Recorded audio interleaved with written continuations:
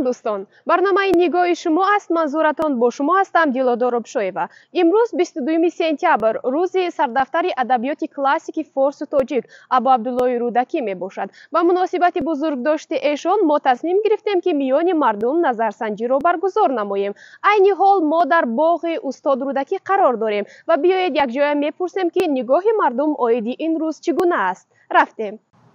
امروز کدام روز است؟ نمیدونم چیکار. یگو معلومات نداری؟ Rudaki place? Rudaki Park? Yeah, you're right. Okay, yeah. Rudaki Park. Do you know about Rudaki? No, but I think today is an important day for Rudaki. Oh! That's what I've heard. It's good news. Yeah. Which day it is? September 22nd. Today is Rudaki Day. Do you Okay, know yeah. who is Rudaki? No, I don't. His poem. And also, Okay. you don't know any poems, Rudaki, yes? No.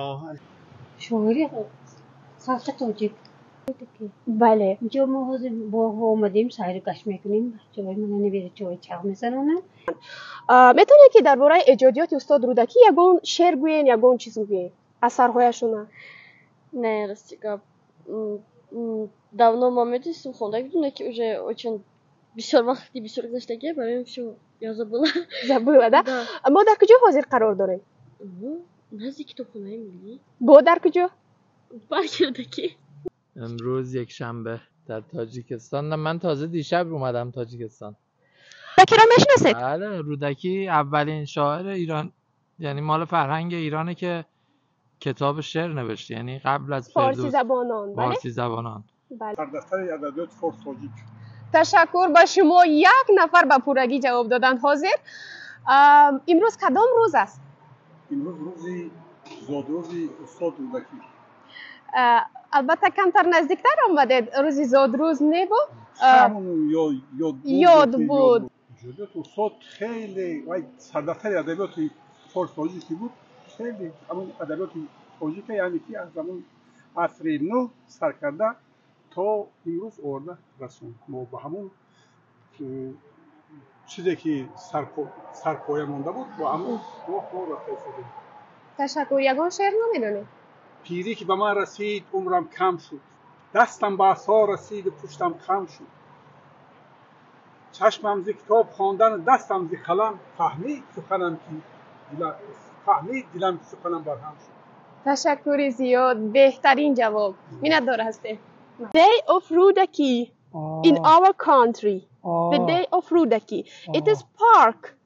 رودکی Park, yeah. اولین منظومه شعر مال رودکی. الان اومدم من مجسمه رودکی رو ببینم.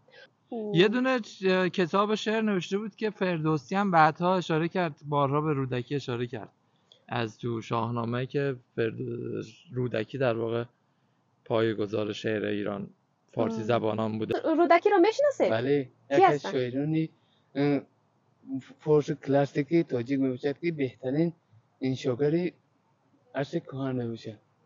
گر بر سر نفس خود امیری مردی، بر کور و کران نقطه نگیری مردی، مردی نبود فتاده را پای زدن، گر دست فتاده بگیری مردی.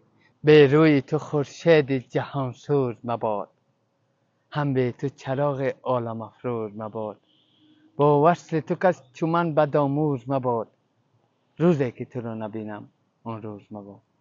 دوستان عزیز، این بود برنامه نگاه شما. امیدوار هستم که برنامه برای شما پسند آمد. ما را در صفحه های اینستاگرام، تلگرام، یوتیوب و فیسبوک پیگیر باشید.